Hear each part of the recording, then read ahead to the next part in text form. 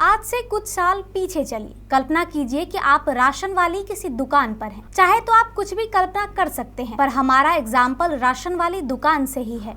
अब दुकानदार के सामने आपने अपना झोला फैलाया और सामान की एक लंबी लिस्ट पकड़ा दी। अंत समय हिसाब का होता है, लिहाजा 1700 रुपए के बिल बने। ऐसे में या तो 2000 की गड्डी दीजिए या फिर अपने हिसाब से 500 या कोई और नोट हो सकता है कि दुकान के पास छुट्टा न हो, या ये भी हो सकता है कि आपके पास छुट्टा न हो।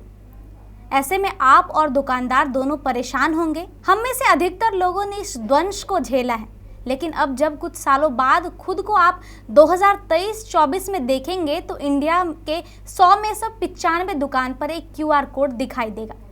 ये QR कोड क्या है बताने की ज़रूरत नहीं है, फिर भी बता देते हैं। QR कोड वो है जिससे आपके लेन देन का झंझट आसानी से खत्म हो जाती है। बस ज़रूरी है कि आपके पास एक बैंक खाता हो जिसमें धन की उपलब्धता बरकरार रहे। नमस्कार, मेरा नाम है Arya Jha. New India live की इस वीडियो में बात करेंगे UPI एप्स क्या है, कैसे जन्मा UPI, क्यों हुई शुरुआत और भारत में इसके तेजी से बढ़ने के क्या है मायने। चलिए शुरू करते हैं इस बात के साथ कि भारत में UPI की शुरुआत कैसे हुई। UPI की शुरुआत 2016 के जुलाई-अगस्त महीने में हुई थी, जब NPCI यानी national payment corporation of India ने इसे डेवलप किया। रिजर्व बैंक और इंडियन बैंक एसोसिएशन इसे नियंत्रित करता है, यानी इसके पास क्लाइंट से जुड़ी हुई डेटा एवं डिजिटल कंपनियों के डेटा स्टोर रहते हैं। आगे हम आपको बताएंगे कि UPI यानी यूनिफाइड पेमेंट इंटरफेस कैसे काम करता है। UPI की सेवा के लिए सबसे पहले वर्चुअल पेमेंट एड्रेस की ज़रूरत पड़ती है, फिर बैंक डिटेल्स एक बार सबमिट कर देने के बाद अगली बार इसकी ज़रूरत नहीं पड़ती है। फिर आपका मोबाइल नंबर ही आपका डेटा बन जाता है और सारे वित्तीय वर्ष एक मोबाइल नंबर के जरिए होने लगता है। चाहे तो आप पेमेंट सेंड करें या फिर रिसीव करें। न सिर्फ पैसा बल्कि सामान की खरीदारी, ऑनलाइन बिजली bill, mobile recharge, dish recharge, train ticket, इसके अलावा भी कई चीज़ों के लिए UPI का इस्तेमाल किया जा सकता है। UPI real time fund transfer करने का सर्वोत्तम उपाय है। इससे पहले जिससे जब चाहे किसी भी दूसरे यूजर्स को पैसा भेजा जा सकता है। इसके अलावा UPI को IMPS मॉडल पर डेवलप किया गया है, जिससे कभी भी पैसा या सामान अपनी ज़रूरत पूरी की जा सकती है। एक UPI ऐप से कई बैंक खाताओं को जोड़ा जा सकता है, बशर्ते उपभोक्ता एक ही होनी चाहिए।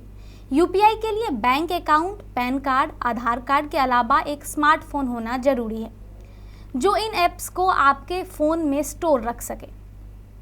दुनिया के लगभग 30 देशों में UPI ने अपनी अच्छी पकड़ बना ली है, लिहाजा इसकी मार्केटिंग और ब्रांडिंग दुनिया भर में फैली है।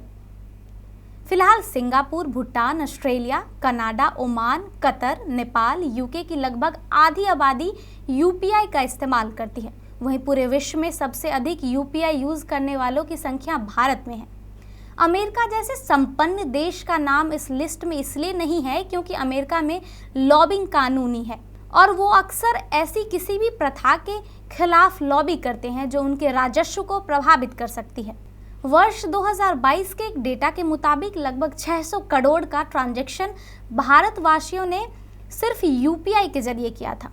यह शहरी क्षेत्रों के अलावा ग्रामीण कस्बों में भी अपनी पैठ बना चुका है और जिस तरह हमारे देश के PM डिजिटल वर्क की बात करते हैं, उसमें यकीनन एक अहम भूमिका निभा रहा है। वीडियो के अंत में एक और जानकारी आपको दे देते हैं कि UPI ऐप इंस्टॉल करते समय सावधानी बरतें। किसी भी अपने सेफ्टी पिन के बारे में किसी को न बताएं। ट्रस्टेड सोर्स का ही इंस्टॉल करें। कुछ ट्रस्टेड सोर्स जो भारत में अपनी पैठ बना चुके हैं, जैसे कि पेटीएम, फ़ोनपे, भीम UPI, जीपे और बजाज पे पर भी भरोसा किया जा सकता है। तो ये थी UPI से संबंधित जानकारी। उम्मीद है आपको वीडियो पसंद आई होगी।